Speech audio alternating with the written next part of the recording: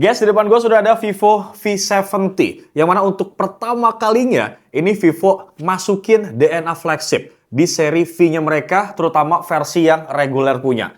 Nah, mungkin buat teman-teman yang inget ya, untuk Vivo V60 yang kemarin itu sama sekali nggak ngebawa rasa-rasa flagship acan gitu bro. Nah, sekarang untuk Vivo V70 ini guys, dia datang dengan konsep yang lebih matang. Kira-kira nih, DNA flagship apa yang ada di handphone ini? Langsung aja kita review bro.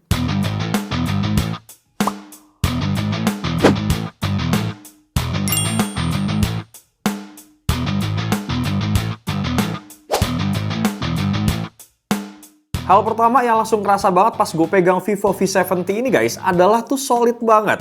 Serius deh, ini beda banget sama V60 yang masih pakai plastik frame. Nah, sekarang tuh udah pakai metal frame aerospace grade aluminium alloy dengan yield strength 360 MPa. Mungkin ini bakal kedengeran teknis banget sih guys, tapi intinya ini tuh kerasa kayak handphone mahal banget dan kokoh. Walaupun tebelnya 7,59 mm dan beratnya tuh 194 gram, feels di tangan tuh tetap balance banget bro. Nggak hollow gitu, ataupun nggak ringkih. Bahkan menurut gue pribadi ya, ini lebih premium dibandingkan beberapa kompetitor di harga yang mirip-mirip bro. Nah, ada yang menarik nih di bagian desainnya, yang mana kali ini tuh modul kameranya lebih clean dan juga sleek. Desain floating sama kamera bumpnya tuh cuma 3,29 mm aja. Jujur ini tipis banget sih guys untuk setup triple kamera dengan telefoto 50 MP plus ada OIS-nya juga. Efeknya, tampilan tuh jadi lebih balance ya, nggak nempel gede gitu di belakang. Terus table wobble-nya itu jauh lebih berkurang. Nih, gue coba ya taruh di meja dan dipakai buat ngetik nih bro. Goyangan itu minim banget ya dibandingkan beberapa kompetitor lain. Ini detail kecil sih memang, tapi kepake banget lah buat daily use. Selain itu bro, transisi dari frame ke back covernya juga lebih seamless banget. Karena sekarang Vivo tuh pakai rounded corner design dengan smooth curve gitu bro. Intinya sih sudutnya tuh lebih membulat ya, dan lebih halus banget dibandingkan generasi sebelumnya. Jadi walaupun digenggam lama, tangan tuh nggak capek gitu. Nggak ada sudut yang tajam dan nusuk ke telapak tangan kita bro. Jelas ini bikin ergonominya tuh naik level banget sih. Karena megang dengan satu tangan aja, walaupun lama nih buat scrolling, nonton, ataupun gaming, itu tetap nyaman banget bro. BTW untuk varian warnanya, ini terdapat 3 varian. Ada Alpine Grey, Sandalwood Brown, dan terakhir ada Golden Hour.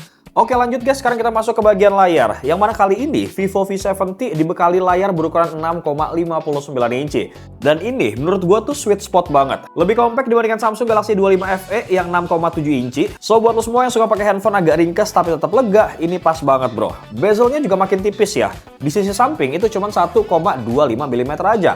Terus buat resolusinya sekarang naik di angka 1.5K 2750 x 1260 pixel. Ini upgrade signifikan banget sih kalau kita compare sama V60 yang masih Full HD+. Kemudian kerapatan layarnya juga oke nih guys di angka 459 ppi.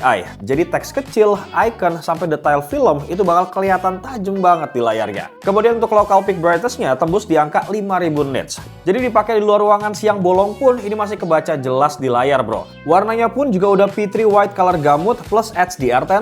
Jadi buat nonton Netflix, kemudian YouTube yang HDR, satisfying banget bro di layarnya. Dan yang paling gue suka nih ya, udah ada yang namanya fitur 3D Ultrasonic Fingerprint. Soalnya ini tuh bukan optical biasa bro. Jadi bedanya tuh area scan lebih luas, lebih cepat, bahkan jari agak basah pun masih kebaca lo bro di sini. Nah ini dia nih fitur yang memang biasanya nongol di seri flagship dan sekarang turun ke V-seriesnya mereka. Jadi dari sisi desain dan juga layar guys, menurut gue pribadi ini upgrade yang nggak nanggung sih. Lebih compact, lebih premium, lebih tajam juga bro. Jadi gue rasa ini bukan cuma sekedar fast life sih, tapi ini respositioning bro. Oh iya, satu lagi nih yang nggak boleh kelewat. Jadi si Vivo V70 ini guys udah punya yang namanya IP rating 68 dan juga 69. Jadi bukan cuma tahan kecemplung air tawar doang guys sampai kedalaman tertentu ya, tapi juga tahan semprotan air dengan tekanan tinggi dan juga suhu yang tinggi. Selain itu guys, bodinya juga dapat struktur proteksi dengan standar 10 phase drop resistant nih yang lebih kuat lagi. Jadi lebih siap nih buat benturan kecil yang nggak disengaja bro. Oke lanjut, sekarang kita bakal masuk ke part yang paling menarik nih guys, yaitu masalah kameranya.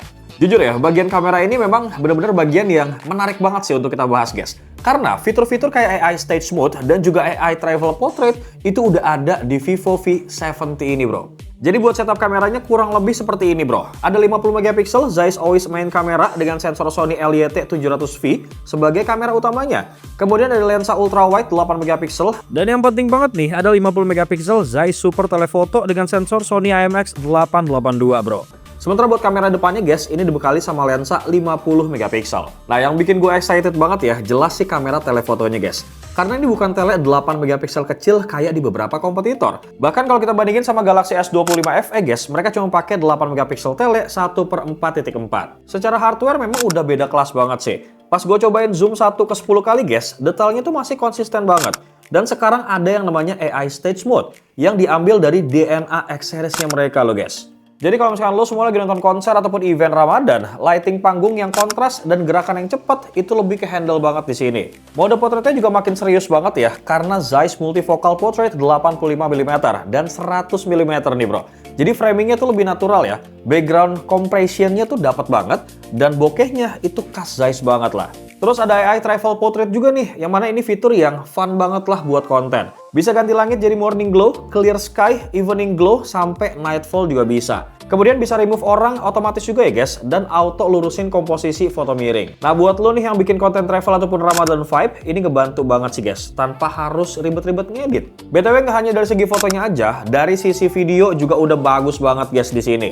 Karena dia tuh bisa ngerekam di mode 4K 60 fps secara stabil nih, berkat kombinasi OIS plus juga AIS. Dan fitur ini bro, berjalan di kamera depan dan juga belakang. Jadi jalan sambil ngerekam itu berasa smooth alias halus pisan bro. Overall menurut gue pribadi, karakter warnanya tuh ciri khas Vivo plus Zeiss banget gitu guys. Natural dan gak lebay. Enak banget lah kalau misalnya kita buat edit-edit gitu bro ya.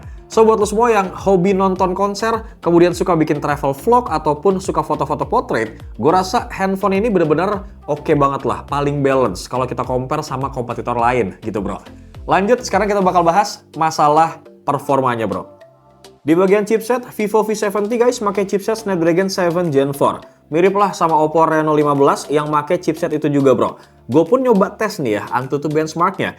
Dan ternyata klaim dari Vivo tuh beneran guys. Kalau Antutunya tembus di angka 1,4 jutaan. Untuk varian RAM yang tersedia itu cuma 12GB aja ya, LPDDR5X dengan ROM 256GB UFS 4.1. Akhirnya guys, Vivo ngejawab keresahan kalian nih soal tipe storage-nya. Nah dengan kombinasi hardware yang dipakai dalam hal multitasking ataupun gaming, smartphone ini memang masih mampu banget ya memberikan performa yang terbaik gitu bro. Ini terbukti banget ya ketika dipakai buat editing konten di CapCut. Yang mana smartphone ini guys nggak patah-patah sama sekali, nggak ada panas juga. Dan ketika diekspor ini termasuk cepet banget loh bro. Gak cuman itu ya, gue juga coba tes nih main Genshin Impact selama kurang lebih 30 menit. Untuk settingannya guys, gue pakai default 60 fps. Dan yang gue rasain itu masih tergolong lancar banget. Mau lagi war ataupun main kemanapun ini masih aman banget guys. Tapi kalau mau lebih nyaman lagi, memang mending lu setting di gamenya tuh low 60 fps aja kata gue. Nah itu kalau buat Genshin Impact. Kalau buat Mobile Legends guys, gue rasa ini lu main di rata kanan pun masih lancar banget kok di handphone ini. Cuma emang sih, masuk di 1 sampai 1,5 jam permainan, smartphone ini mulai agak naik bro suhunya. Tapi walaupun begitu ya, penanganan panasnya juga menurut gue cepet nih. Kurang lebih 5 menit lah setelah main, handphonenya tuh langsung adem lagi bro. So menurut gue pribadi ya, untuk Vivo V70 ini guys, memang bener-bener user friendly. Karena bisa ngasih pengalaman penggunaan tuh yang stabil gitu. Tapi, apakah pengalaman stabil ini bisa bertahan dalam durasi yang lama gitu bro? Atau malah bikin boros baterai?